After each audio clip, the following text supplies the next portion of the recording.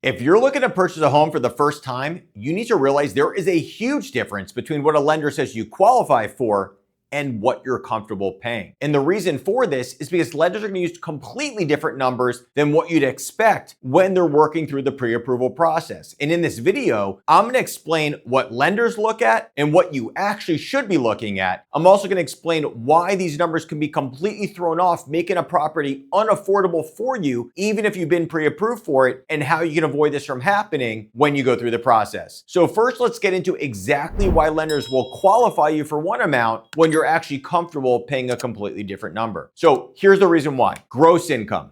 Your gross income is your income before taxes are deducted. So let's just say your annual income before taxes are deducted is $120,000. Now, if you're like myself, that's not the amount of money that gets deposited into your bank account when you get paid. Why is that? Well, that's because you have deductions, taxes being one of them. Now, depending on where you live, that amount can vary. And of course, depending on your income level, that can vary as well. But we're going to keep things simple just for the point of our calculation. But the amount of money that gets deposited into your bank account after taxes are deducted is called your net income. So we're going to write that here. Your net. So let's just keep things simple. Let's just say 10%. It's probably low, but let's say 10% of your income goes toward taxes. So we're going to subtract 10% from this number. 10% of 120,000 is $12,000, right? That's your tax, which is going to give us your net income, which is 120,000 minus 12,000, leaving $108,000. So you have your gross income, your net income. This may be a surprise to you, but lenders, including myself, we look at your gross income when qualifying you. $120,000 a year is $10,000 per month of gross income. That's what I would look at if I was pre-approving you for a mortgage. But your real income is $108,000 a year, right? Your net income. So we're going to take that, we're going to divide it by 12, and that's going to give us $9,000 per month. That's your net income. This number is what you really want to base affordability on. This number is what lenders base your pre-approval on. So if a lender's looking at $10,000 over 9,000, clearly at 10,000, you're going to qualify for a higher number than you would at $1,000 less at $9,000 per month. That's pretty simple math, right? 10,000 is more than 9,000. Clearly, you're going to qualify for more. But how is it that you would qualify for more? Well, that's because, let me grab my eraser real quick. That's because lenders are going to look at something called your DTI. DTI stands for debt to income ratio. So what I'm going to do just to keep our numbers the same, I'm going to put our gross monthly income here. We said it's 10,000. And I'm going to put our net monthly income here, which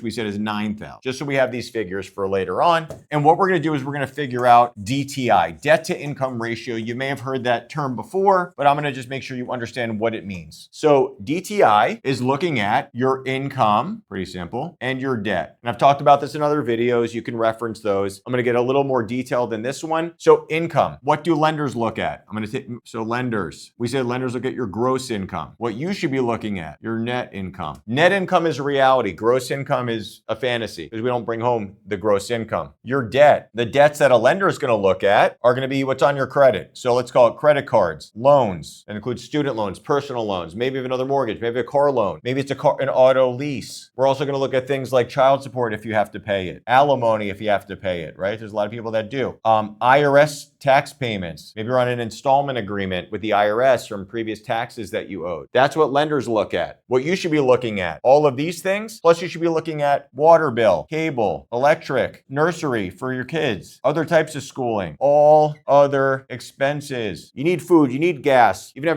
maybe you have an electric car, you don't need gas, but who knows? Either way, you know you have expenses outside of these things, outside of what shows on your credit report, right? That's completely unrealistic. But lenders, on top of the fact that we're using your gross income, so the income you actually don't take home, are also only looking at these expenses, a fraction of what your actual expenses are. What about everything else that we're not looking at? So now combine those two things together. Gross income with minimal expenses versus net income with all expenses, you're gonna get two completely different numbers. And that's why lenders might qualify you or pre-approve you for a completely different number than you're comfortable paying, right? So now let's talk about what the debt to income ratio could actually be. 10,000 we said is your gross monthly income. On a conventional mortgage, lenders will allow you to go to 50%. 50% of your gross income. Do you know where you want to be? I would say including all of your expenses, you really want to be no more than 40% of your net income, right? For debt to income ratio. So what's 50% of 10,000? So 10,000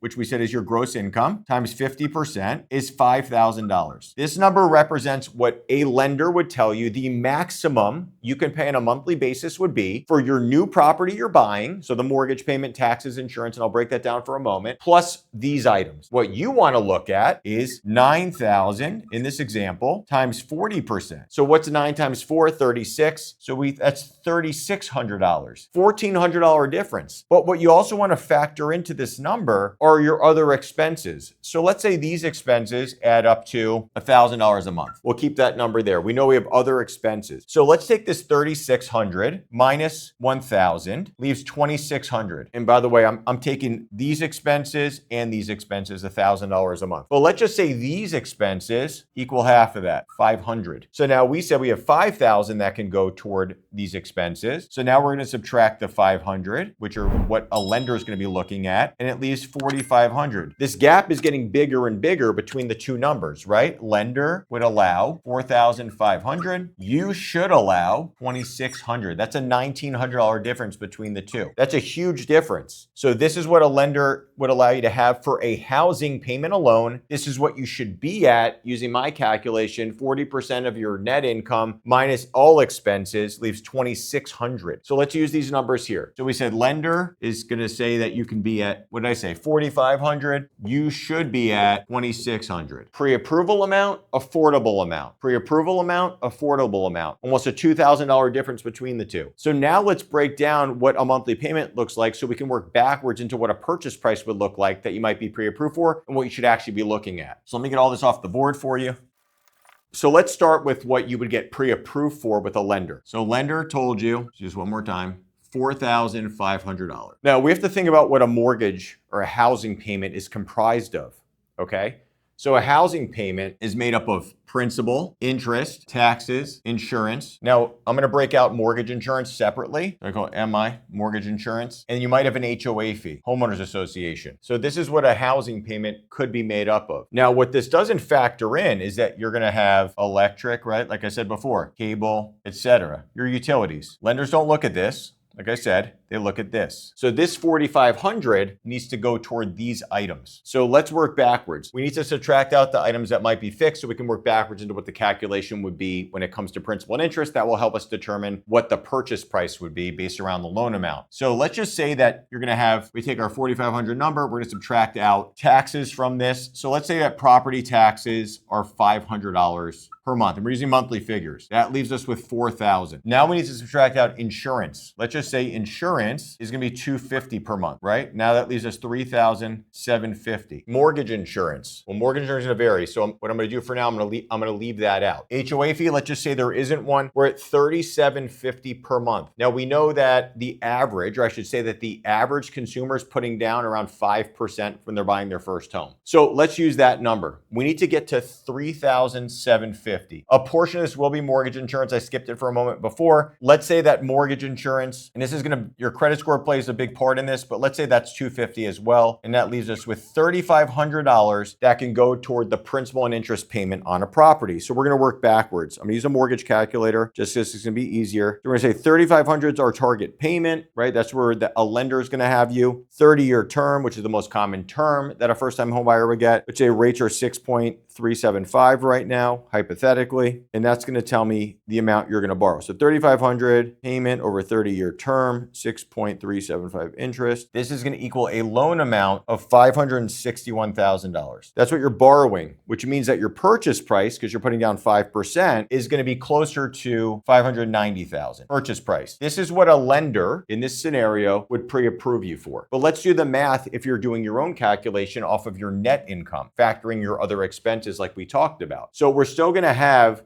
insurance, taxes, and mortgage insurance. Mortgages would be a little bit cheaper because you'd be borrowing less clearly to have a $2,600 payment. But let's take our $2,600. From there, we're going to once again subtract property taxes. We said taxes were $500. That was a more expensive home. Let's use a slightly lower number. Let's say taxes are $300, which is going to leave us $2,300. And then we're going to subtract insurance. Let's just say insurance is $200. That's going to leave us $2,100. And then we're also going to have mortgage insurance. We're borrowing less. Once again, the mortgage insurance decreases with that. Let's say mortgage insurance is $150 per month. So we subtract that as well. And that's going to leave us with $1,950 that can go towards the mortgage payment. Once again, we'll do 5% down. So we're going to do $1,950 as far as the payment, 30-year term, use the same interest rate of 6.375. This is going to mean our loan amount is $312,000. Putting down 5% is going to land you somewhere in the 330 range, $330,000. What the lender told you you're pre-approved for, using their calculations of gross income, 50% debt to income ratio, not factoring in your other expenses that you would actually have, versus